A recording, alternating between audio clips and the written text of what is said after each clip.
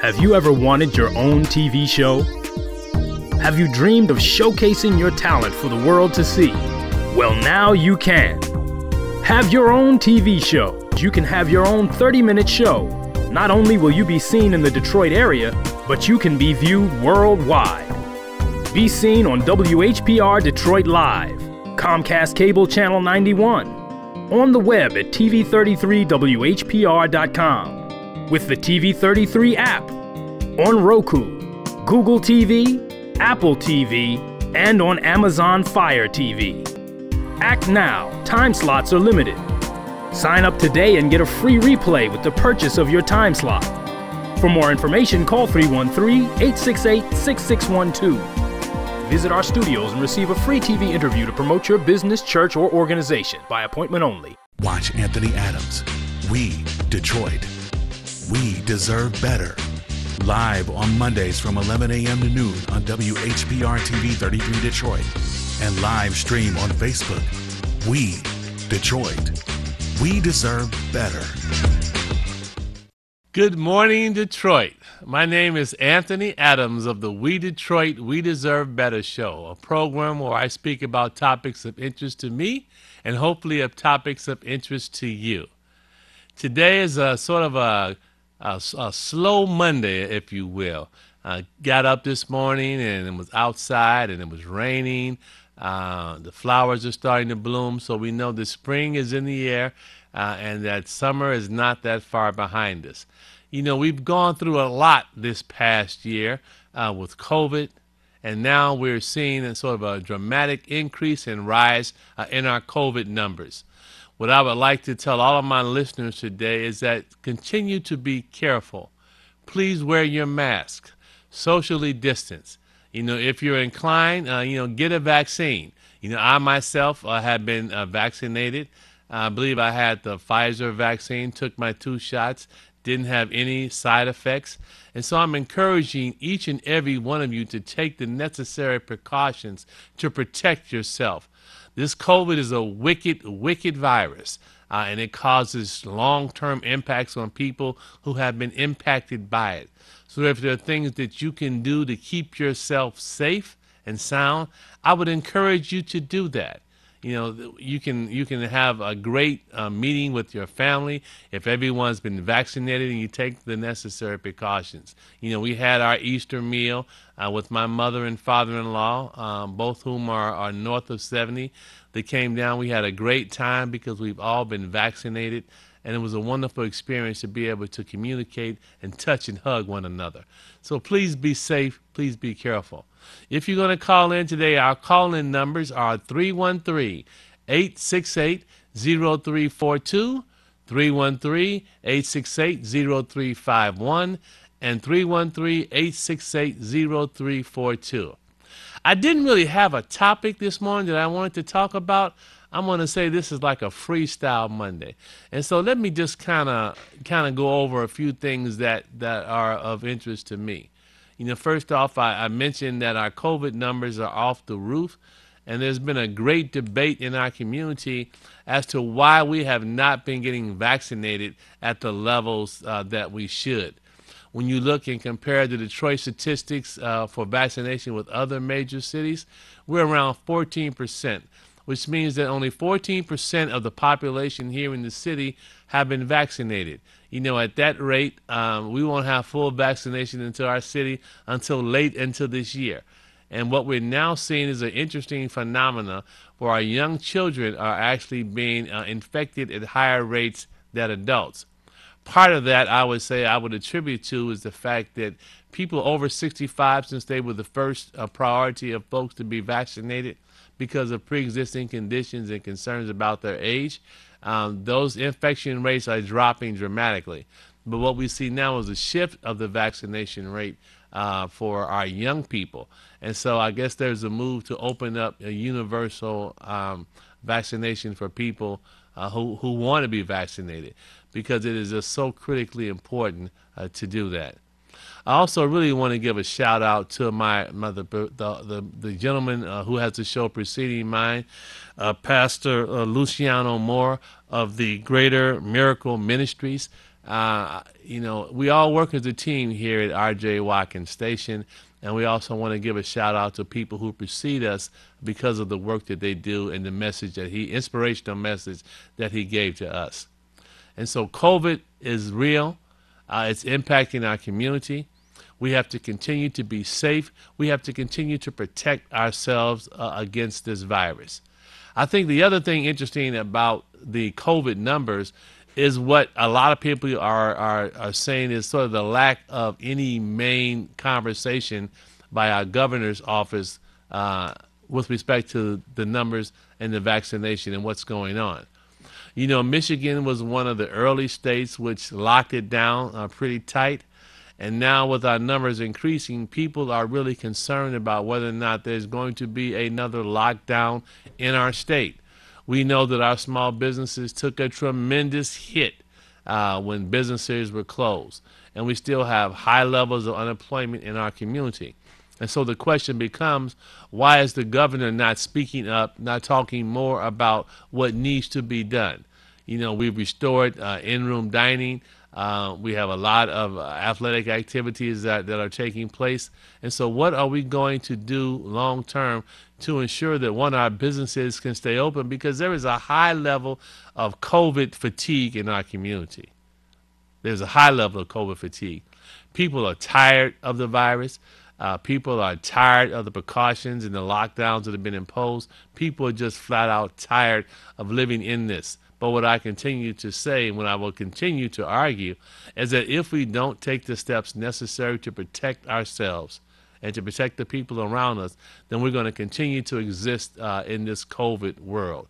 It doesn't take a lot to wear a mask. It certainly doesn't take a lot, to get vaccinated.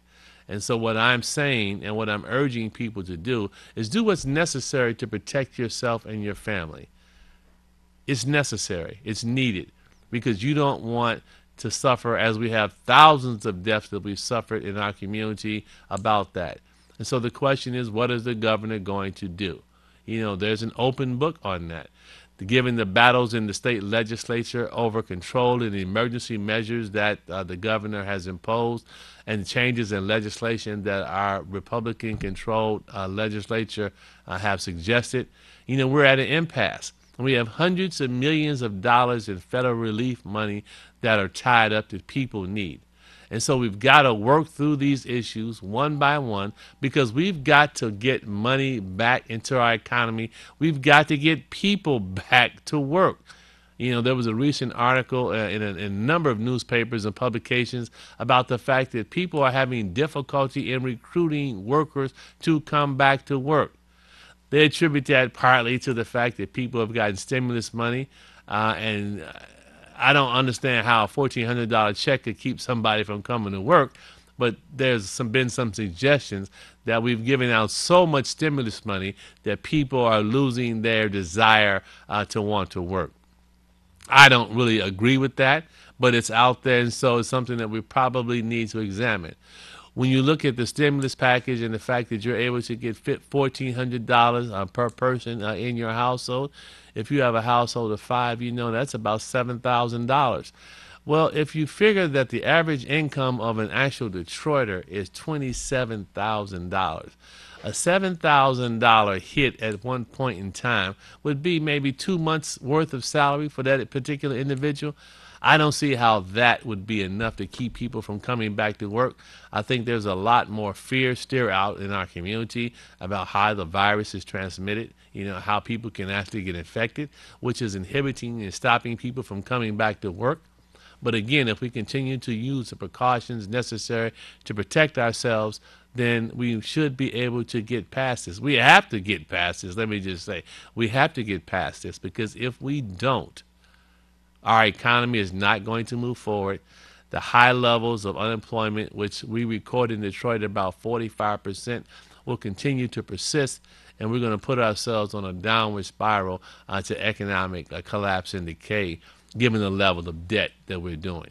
And so the legislature, the governor, and the legislature have to come together, and they've got to work on an overall plan to free up the hundreds of millions of dollars in relief so that people and businesses can have PPE protection, can have the necessary tools and equipment, can have the necessary sanitizers in order for their businesses to operate efficiently, safe, and effectively. And so I'm urging our legislature and our governor to come together to work out their differences. I understand people being tired of rules and regulations and restrictions, and I think part of the blowback behind why the legislature has been so adamant in challenging her rules and regulations is they believe that there's sort of the absence of free will, that people need to have the choice in how they're going to live their lives.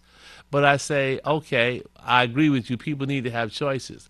But you don't have a choice whether or not you can drive down a street at 100 miles an hour in a 30-mile-an-hour or a 20-mile-an-hour school zone. Your choice is taken away from you because there's a certain level of protection that people have to have in order to have an orderly society. And so we've got to work on our differences, come together to try to come up with a comprehensive plan which is going to free up the money that is needed for the people here in the city of Detroit and the state of Michigan. It is so important that we resolve these differences.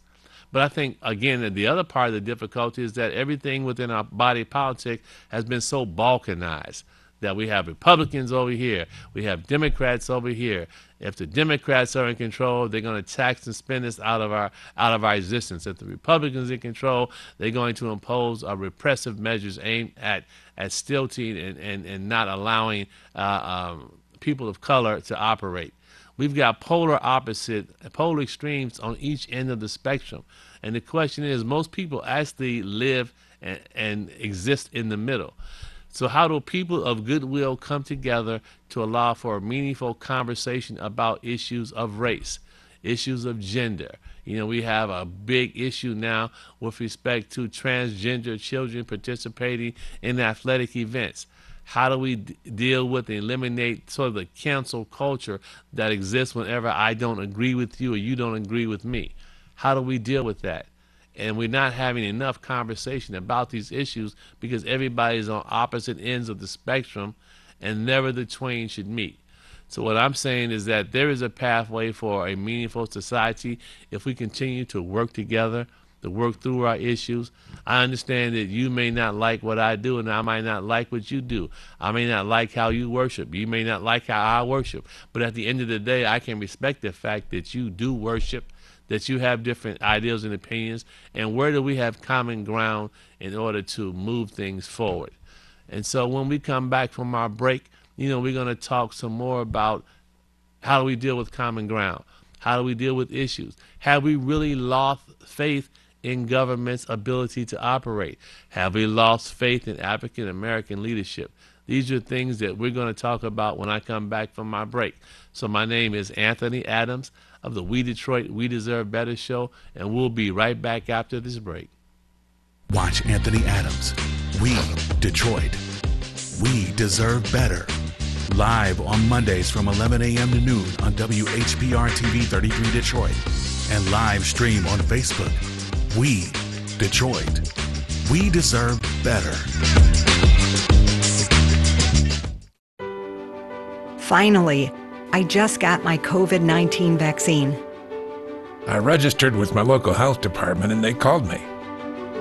I got mine at the pharmacy and my neighbor got hers from the hospital. I'm not a techie person, so I called the COVID hotline and they helped me schedule an appointment.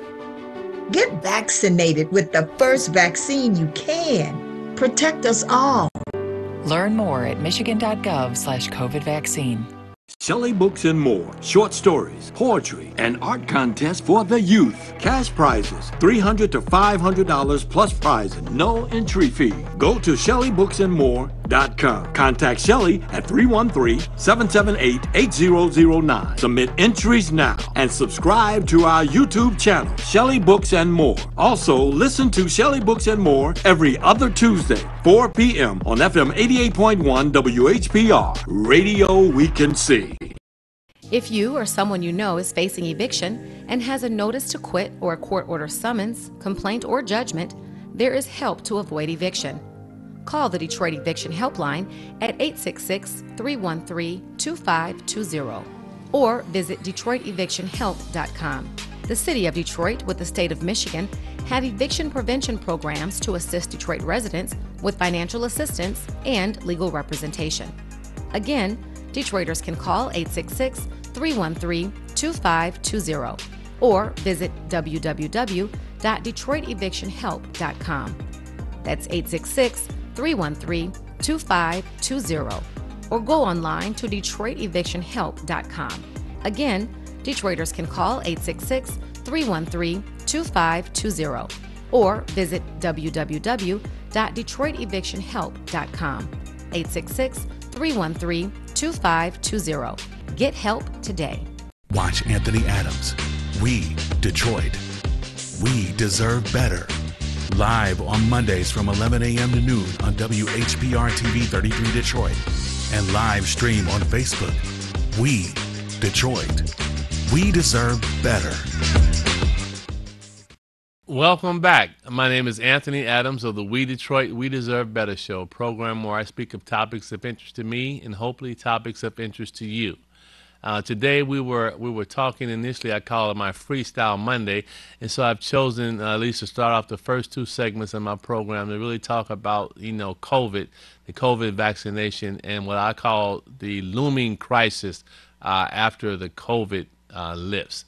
And so as most of us know, given the level of shutdown that we've had in the state of Michigan, there's been a moratorium on a lot of different things.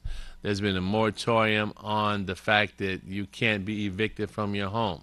There's been a moratorium on water shutoffs. There's also been a moratorium, to a certain extent, on utility shutoffs.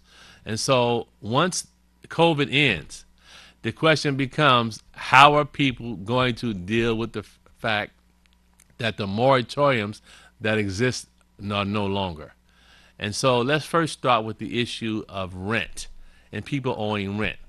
Well, obviously, there have been a lot of people out there that have played the system because they understand that you can't be evicted during COVID. The courts were shut down, but obviously that will be ending soon. And so what steps are you taking to ensure that you will not be evicted from your home? There are a lot of programs out there where they talk about rental assistance and what you need to do proactively with respect to protecting yourself against eviction. And what I would encourage a lot of people to do right now, we can't wait on it, is to make sure that you get your applications in if in fact you need rental assistance, that you apply for the programs or the funding that are out there to ensure that you can access the money that's available to assist and help keep you in your homes. It's been an ironic byproduct of COVID is the fact that because there have not been any evictions over the last year, that the reported level of homelessness actually has dropped, because people are not being evicted from their homes and not being thrown out on the streets. And so we've got to be very mindful of the fact that once it changes and we go back to the normal everyday process, that those evictions are going to fire up very, very quick, that landlords are going to come after their money, and you need to do what's necessary in order to protect yourself. There's resources out there that you can get to help you pay your rent, to help you work out a structured payment plan in order to allow you to stay in your home. And if you have the misfortune of being unemployed, there are also programs that are out there that you can access to assist you and provide you with rental assistance. It's just so important that you protect your family, protect yourself from eviction, and you start that process now. This is not a process that you can wait for. If you're trying to protect your family, you've got to do what's necessary to move forward, to access the resources of the government programs that are available to ensure that you have the financial support needed in order to address the issue of you being evicted. Don't wait until the last minute. Don't wait until you've been served with the notice to quit. Proactively go out, seek these programs because they're available to help you help yourself. Similarly, with respect to water utility shutoffs, the DTE has made a major push to provide for grant funding for people to help kind of fill the gap. I'm not a spokesman for DTE, but they do have a program that's out there and it's available. And when I would suggest to you that you avail yourself of whatever programs they have available. They were working through a number of churches. Triumph Church, the church that I attend, was one church that they were working through to provide assistance in order to assist people in paying their utilities. And what I would suggest, again, like I did with the rent situation, is that you be proactive in getting what you need. Don't wait till the last minute to go out to find relief. Start the paperwork now. Start the process now. If there's a phone number you need to call, identify what that phone number is. If there's a link on a website, go out and find that link, that website. There are, again, a number of social service agencies out here that are working with them to provide you with assistance. You need to take advantage of these programs. That's why these programs exist. And one of the many problems that a lot of these programs have is that they aren't getting enough people to actually participate in them. And when you don't participate in them, then these corporations believe that there is not a need for such a program, and they will limit and reduce funding. And so I'm saying that these programs are out there. They help you with the utilities. You need to take advantage of it. The issue of water shutoffs is going to be a major issue. It was a major battleground before COVID, and it certainly was a major battleground after COVID. The reality is that water is a human right. People need access to fresh, clean water. When you get the water shut off in a house, you end up breaking up the family because the Department of Social Services has to be notified. And if they're notified and come in and find out that you don't have water in your house, then you and your children will be separated. We don't want that to happen. It's a major policy perspective that we've got to keep people in their homes. And we've got to develop affordable water programs to assist people in order to meet their bills. You know, part of the issue of accessibility is how we make water accessible to all. Well, my perspective is that we've got to oftentimes structure our water bills in a manner that allows people to pay their bills. I talk often about the perpetual payment plan that exists in Wayne County. You have a perpetual payment plan with the water department. You have a perpetual payment plan with the Wayne County treasurer. You have a perpetual payment plan with DTE. How do we begin to eliminate the perpetual nature of these plans, which are often a byproduct, a direct byproduct of poverty that the community lives within? How do we begin to get a handle on that and move forward to do what we need to do? And so what I'm saying is that if the programs are out there that exist, we've got to take advantage of them. These are our dollars that they're using to assist us to pay our bills. And we got to do all that we can do in order to make that work. But the water becomes a much more critical issue because as a matter of policy, the question is, once COVID lifts, how do we ensure that people still have access to fresh water so that they can take care of their family and take care of their needs?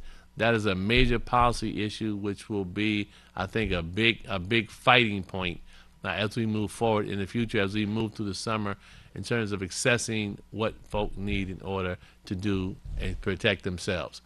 And so we've got to make sure that our people understand these programs. We've got to have more outreach. You know, part of my difficulty with a lot of these programs is that they tend to work through traditional measures and traditional means. And while I have no issue with traditional measures and means of doing this, we've also got to change how we think about what we do, how we do this. You know, we have so many different platforms now other than 2, 4, 7, and 62. We've got digital platforms. We've got Google Media ads. We have Facebook programming. We have so many ways of communicating with people that we've got to take advantage of these mediums to ensure that the information is out there. And then we also have to provide resources for people to talk with. We understand that not everybody has access to all these digital devices. A lot of people have a cell phone that they have, and maybe they don't have the right plan that allows them to access this information. So we've got to have ready call-in numbers with people at the ready to talk these issues over with people. You know, there was a big gap in learning, in competency, and understanding things. And we have to respect people for where they are and bring the information to them at a level where they can understand what we're saying. We've got to be plain and simple in how we communicate the fact that there are programs available to help you. Help versus assist. Assist is kind of a big word. Help is a much easier word for people to understand, because if I tell you I need help, I need help. And we can't be ashamed, and we can't be fearful of letting people know that we need help. Another big issue and hesitancy in people participating in these programs is that there seems to be a certain level of embarrassment in having to ask for help. Well, I'm going to say this. Don't be embarrassed. Don't allow your embarrassment to get your water shut off. Don't allow your embarrassment to get you evicted from your home. Don't allow your embarrassment to have your house foreclosed on as a result of you not being able to pay your taxes.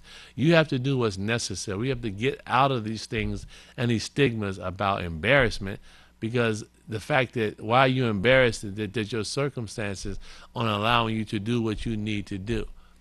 If you're embarrassed about it, let's try to get over that. Let's try to work through it. We've got to have organizations and entities that people can talk with, who they feel they can trust, in order to get the types of services that we need to get in our community. Because if you're not asking for it, if you're not getting it, these resources, they go unused, and we put ourselves in a much difficult position because we don't have what we need in order to take care of ourselves and protect our families. And so when we come back from our commercial break, we'll continue to talk about how we move forward. You know, there's a lot of talk about the nostalgia of the good old days of Detroit. What does that mean? Is it possible to get that back?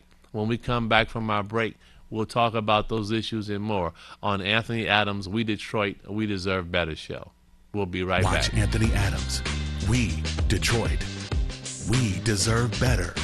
Live on Mondays from 11 a.m. to noon on WHPR TV 33 Detroit. And live stream on Facebook. We Detroit. We deserve better.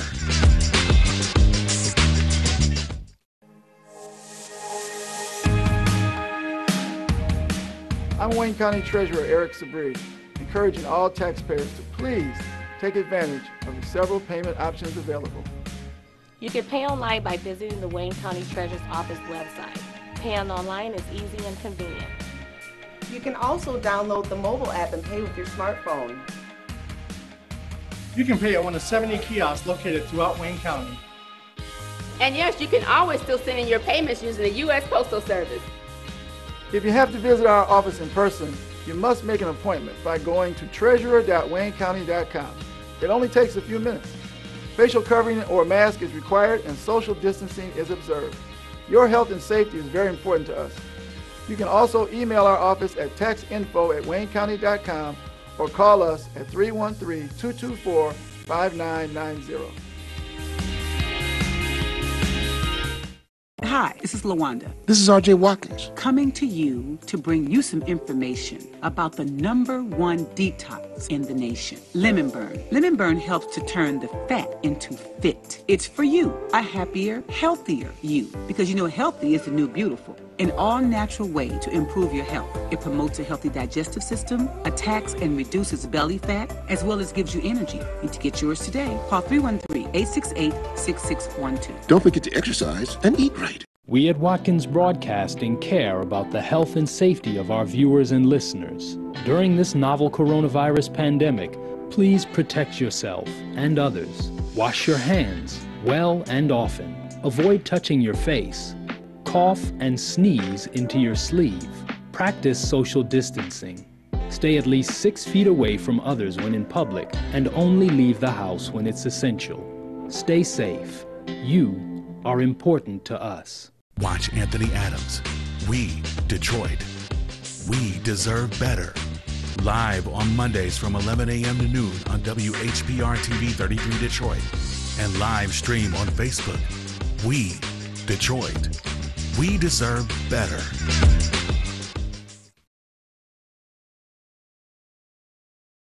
Anthony Adams. I'm the host of the We Detroit, We Deserve Better show, a program where we speak of topics of interest to me as well as hopefully topics of interest to you. We started off our first two segments kind of talking about COVID, its impact on our community, how you get access to information and resources to assist you in helping to make your life better. We know that we've had a lot of moratoriums out there against evictions, against water shutoffs, against utility shutoffs. All those things are going to be coming to an end. How do you make sure that you protect yourself to get access to the resources and do what's necessary in order to continue to stay in your homes, to have your utilities on and your water on after COVID list? I promised this next segment that I would just talk about kind of the good old days of Detroit. You know, you hear it a lot when you're in the beauty shops, the barber shops. People talk about the good old days in Detroit. You know, when Detroit was a city with more than 1 million people, when black folks were in political control of the city, where we had a lot of things that we could go out and activities that we could participate in. But those days are no longer.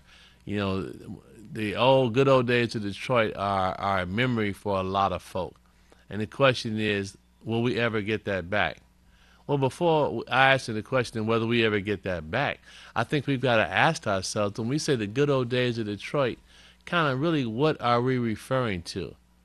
Well, let's talk about housing, for example. When we talk about the good old days of housing in Detroit, you know, we remember a period in the 40s, the 50s, 60s, 70s, and 80s where Detroit had the highest percentage of African American home ownership of any major city in America.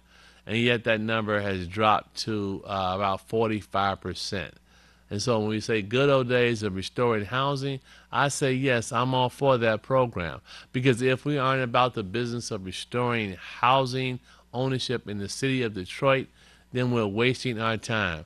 There is not a major city in America that exists that has a high percentage of renters that is thriving as a city.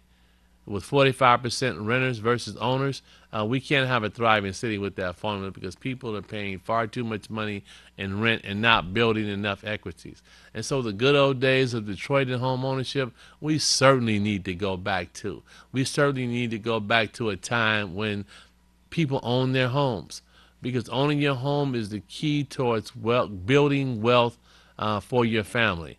It allows you to pass down generational wealth. And so we certainly need to go back to the good old days of home ownership in the city of Detroit. Let's talk about entrepreneurship. You know, there was a time when blacks owned the beauty salons, the barbershops, the beauty supply stores. We had pharmacies. We had nightclubs. We had hotels. We had a lot of different things that sadly today we don't have. When you look at our ownership of what we actually owned in the city of Detroit, we used to own the supermarkets. We no longer own those. We used to own the gas stations. We no longer own those. And so when we talk about the good old days of Detroit, do we need to return to those days where we actually own things? Absolutely yes. We need to own gas stations. We need to own grocery stores. We need to own our party stores. We need to own our dry cleaners. When they tell us that there's no money in our community, I say that obviously it's quite a bit of money, because when you look at the number of gas stations, the number of cleaners, the number of party stores that exist within our community, there's a tremendous number of those types of facilities that are not owned by us. And if there was no money in the community, then why are people operating businesses in our community which seem to be thriving? And so we've got to return to the good old days of ownership of businesses in the city of Detroit. How do we do that?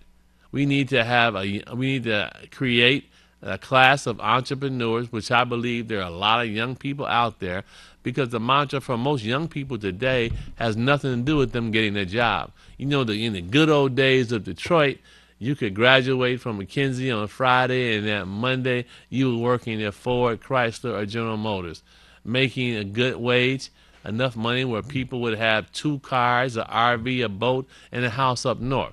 When they talk about the good old days of Detroit, that's what they're talking about. But we're not going to have the level of industrialization in our economy because of automation. And so if you understand where the trends are going, the good old days of a manufacturing base in Detroit have long passed.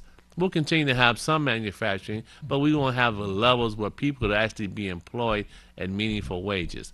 And so we've got to create more entrepreneurship within our own community. We have to restore ownership of these types of party stores, shopping, grocery stores.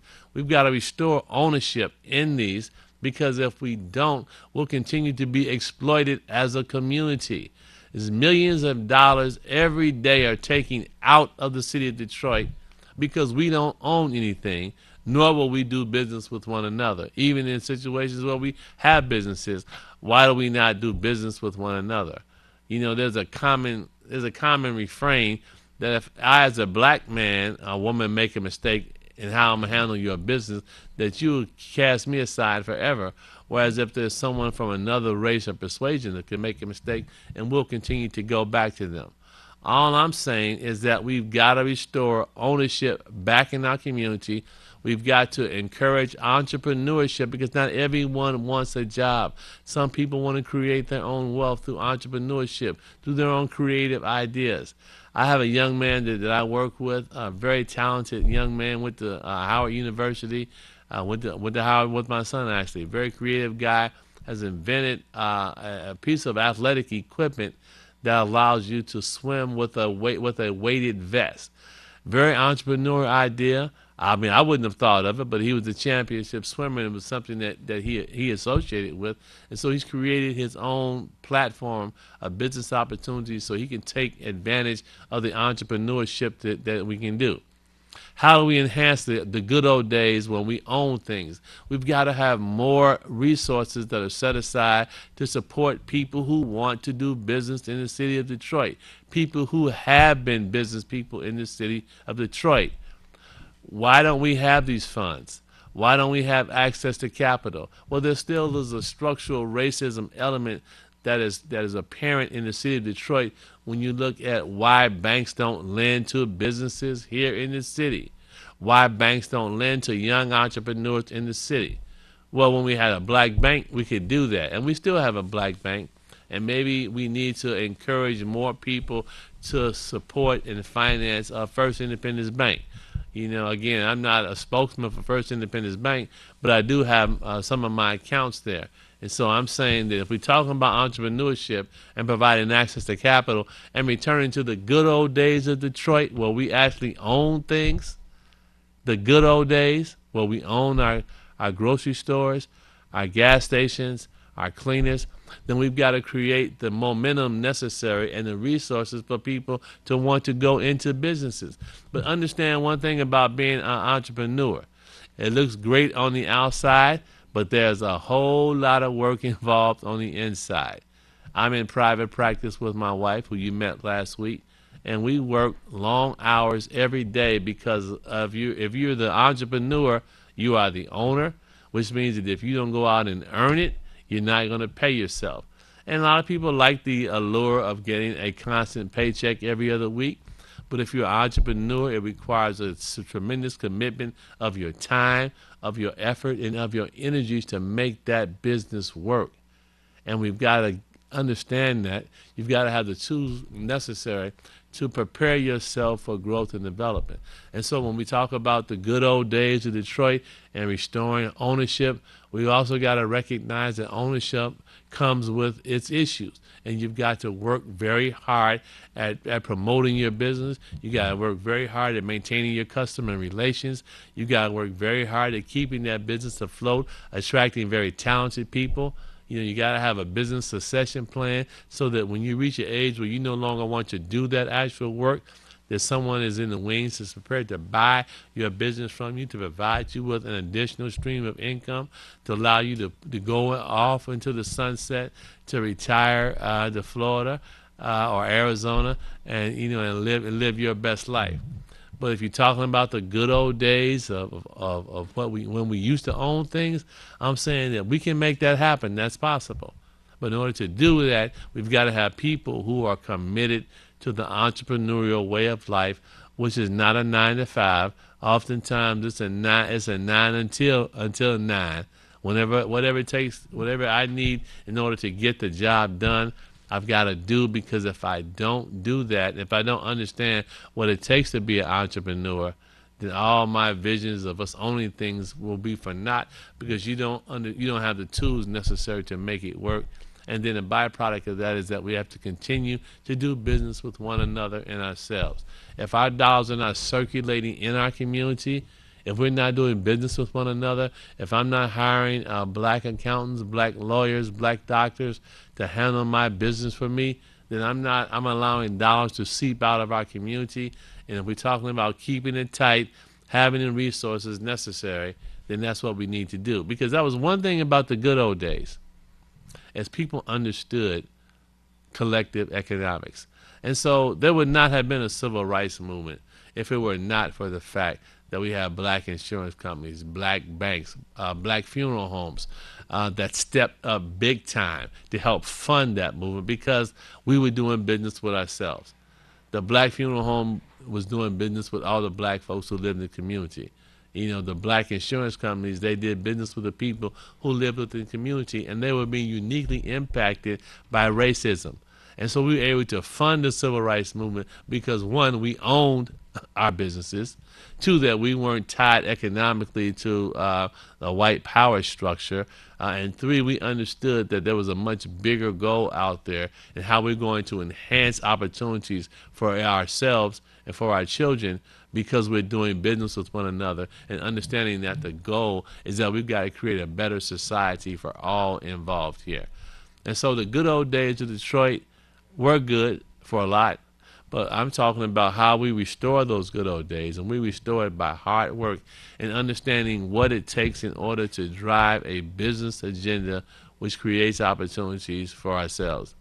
And so when I come back from my break, I'm going to talk about the good old days of education in the city of Detroit, where we had a vibrant and robust Detroit public school system, which had more than 325,000 students, 247 school buildings, probably 25,000 teachers and associated staff.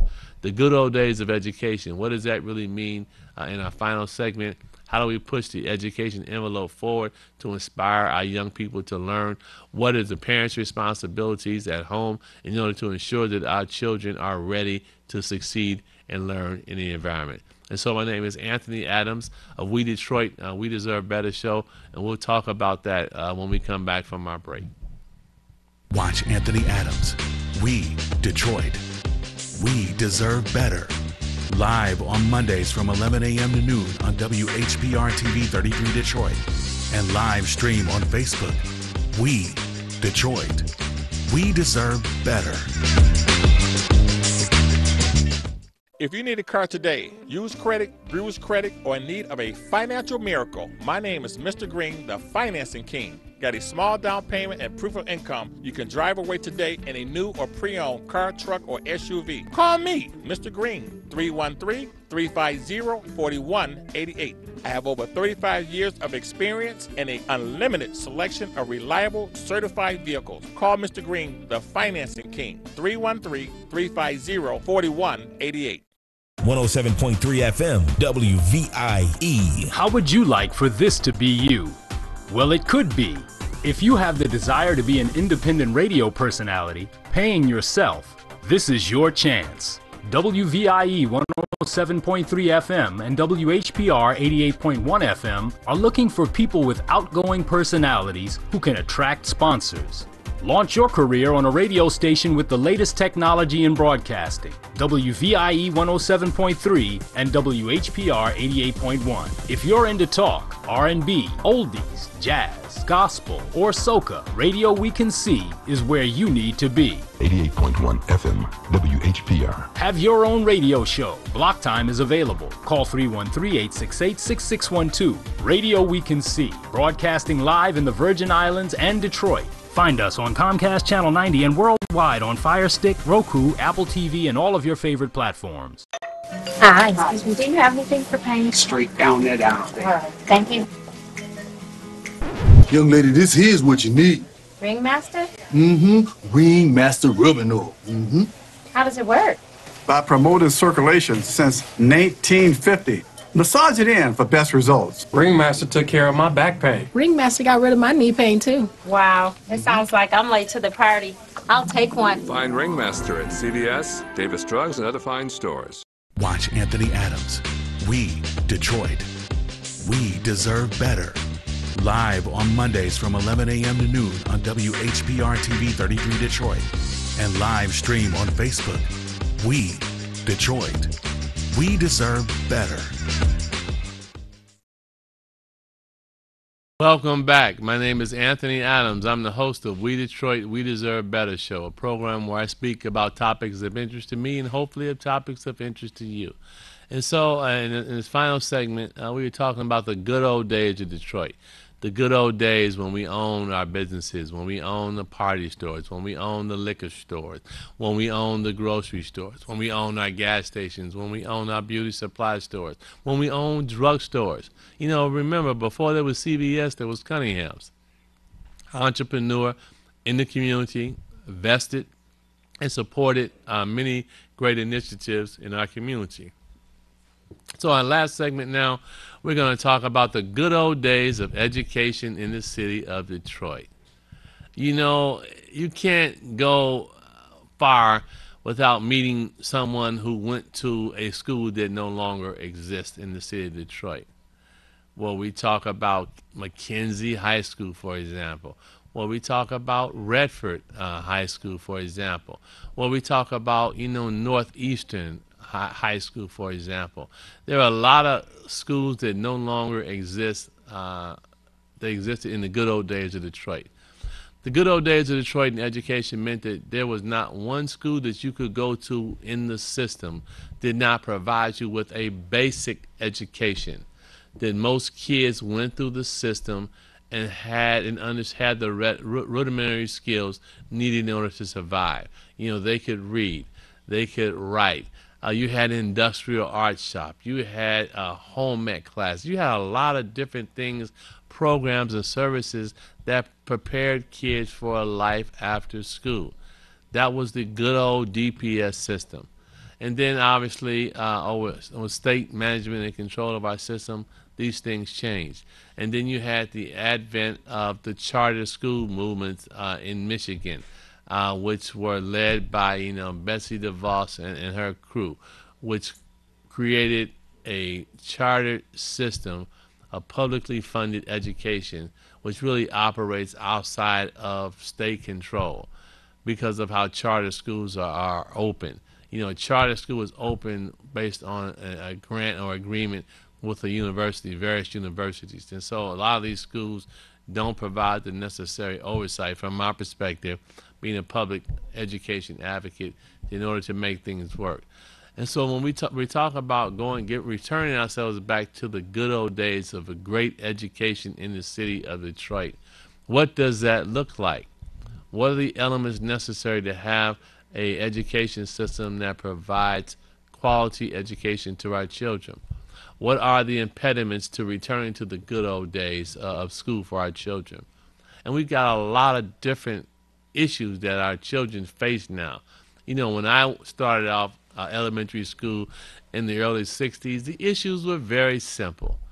The world was not as complex as it was today. Again, I had the great fortune of having a wonderful mother who prepared for me a breakfast before she went to school. And I was, I think, responsible enough not to get back in bed after she left to go off to work in order to go and get my education. But a lot of kids don't have that. The challenges that our children face today are far more different than someone who went to school, more than 60 years ago. And so how do we begin to change to create the good old days of education in the city of Detroit? One, we've got to start off with the education system that has the financing and resources, the tools necessary to compete. When you look at how education is funded in the state of Michigan, with a per pupil allocation being given based on sales tax and the lottery taxes that are collected from the state, there's a base level of funding that each school district gets per pupil. But oftentimes in the city of Detroit, that money is not enough. That we need to identify, and we have more resources that are available to assist us in providing the solid base of support and fundamental support that we need. There's got to be a clear focus on returning to the basics, making sure that our kids start early in trying to read, whether it's a commitment to preschool education, whether it was a Head Start programs back in the day. Great Head Start programs was fed into a great kindergarten system because the city of Detroit actually was one of the first school systems to create a kindergarten system for children. We've got to have those things in place so the children are actually ready and prepared to accept the information that the teachers give. But we've experienced with COVID a tremendous number of teachers that have actually retired. By all accounts, 44% of the teachers who were teaching pre-COVID have decided they are not coming back into the classroom. That doesn't bode well for returning to the good old days of education in our city if we don't have the support staff necessary in order to educate our children. We can't afford to have classrooms that are oversized, meaning that the average classroom really should be about 20 to 25 students would be ideal. But because of how we have our schools structured, those classroom sizes are much larger. What I'm saying is that in the good old days of education, we had much smaller class sizes for our students. We had much smaller involvement of a lot of different elements because people were not bombarded with information. In this day and age, we get bombarded every day, whether it's by your cell phone, whether it's by alerts on your computer, whether it's information is coming from cable TV or regular television. People are inundated. And so we've got to create sort of quiet time for our children if we're talking about the good old days of education, where our children actually go to libraries. Why are we not using our library system as a necessary adjunct to promote public education in the city of Detroit? I don't understand it. When I was growing up and coming to school, after I finished my school day, before my mother came home from work, I would go to our basic library. I would sit in the library and I would read. And it just opened me up to a huge world of possibilities because the more I read, the more I became inspired about learning how to travel, how to have different occupations, how to do different things in my life. And so we've got to, if we're talking about returning to the good old days of education, we've got to draw the connection between our library system and our school system. The librarians were always very, very nice, very courteous people. In those days, it was mostly women, but now you have men librarians. How do we make that system much more better, much more robust? So again, we start with pre-education and making sure that we have Head Start programs and early learning programs so our children can be stimulated to be in position to learn. We're also making sure that we have the necessary resources in our school system to provide our children with the fundamentals so that they can have the skills that they need. But those fundamentals also start in the house as well. What are you doing in your home to make sure that your children are learning? In the good old days, where a lot of women stayed home, then it was a little easier for the mother, traditional family structure, to make sure that the children were actually getting what they needed. My mom required me to read every night while she cooked. My old McGuffey reader, See Tom run, See Spot run, See Jane. Very basic concepts. If there wasn't a word that I didn't understand when I came across it, she would make me get a dictionary to look that word up. Again, a resource and a skill that I developed because my mother put it and drove it in my head that I had to read in order to succeed. If your family structure doesn't allow that, how do you ask for help to help support you? If we're talking about the good old days of education, it was a lot different community structure where people talked a lot more. That if a mother was home and the kids came home and the mother didn't work in the other house, then she would have the children come in the house and they would all work together. If we're talking about the good old days, why are we not restoring the sense of community within ourselves? This is what made us great, the fact that we talked, the fact that if I was hungry, your mother fed me. If I needed some clothing, you would give it to me. We're losing the level of respect for ourselves that we need to restore. When we talk about the good old days of what we need, how we survived, how we thrived as a community, it was because we had a sense of purpose with one another, that you understood that my child's success was just as important as your child succeeding. And how do we bring these things together so that we can talk about a much broader sense of community, sense of purpose.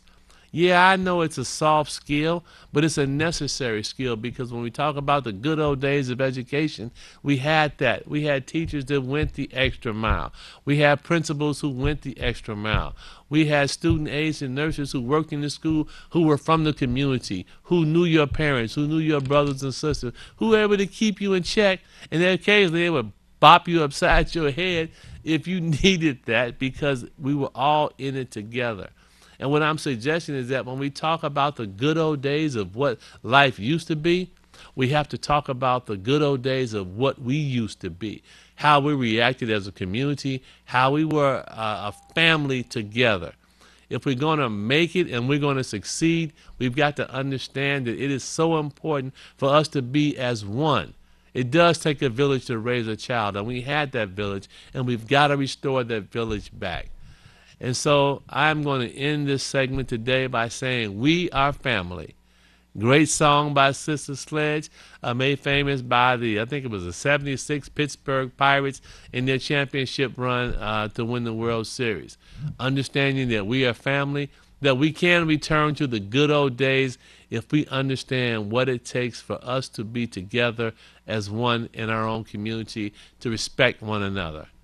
On one final note, people driving through the city fast and crazy, please slow down. You're killing our babies. Our babies are being killed by people driving down wrong way streets. We got to stop that in our neighborhoods. We have to respect ourselves in our community. And so I am Anthony Adams of the We Detroit, We Deserve Better show, and I'll be back next week with topics of interest to me and hopefully topics of interest to you. Thank you. Watch Anthony Adams, We Detroit. We Deserve Better. Live on Mondays from 11 a.m. to noon on WHPR TV 33 Detroit. And live stream on Facebook. We Detroit. We deserve better.